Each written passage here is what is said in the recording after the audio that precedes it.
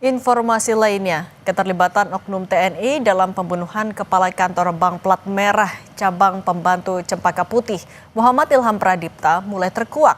Pomdam Jaya akhirnya menetapkan satu anggota TNI, Kopda FH, sebagai tersangka.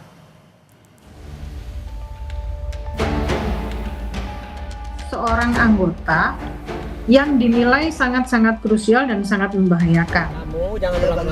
Pomdam Jaya akhirnya menetapkan satu anggota TNI, yaitu Kopda FH, sebagai tersangka kasus penculikan berujung pembunuhan Kepala Cabang Bank BUMN Ilham Pradipta.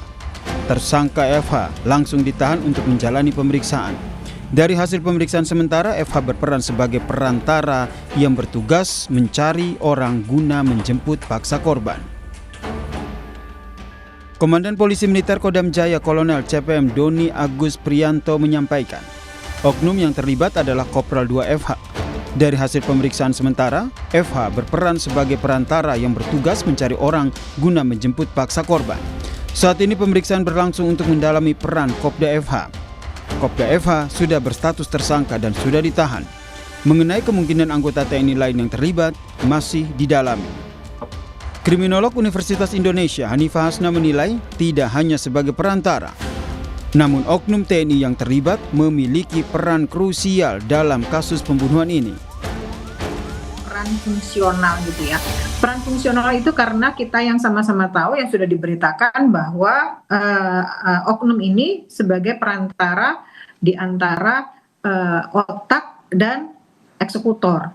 Justru di titik inilah ada peran strategis seorang anggota yang dinilai sangat-sangat krusial dan sangat membahayakan. Kenapa sampai terjadi sedemikian rupa? Karena di situ berarti ada jaringan. Karena seorang oknum itu pasti memiliki jaringan, memiliki kedisiplinan dan reputasi yang bisa dipakai untuk meyakinkan dan mengintimidasi orang lain.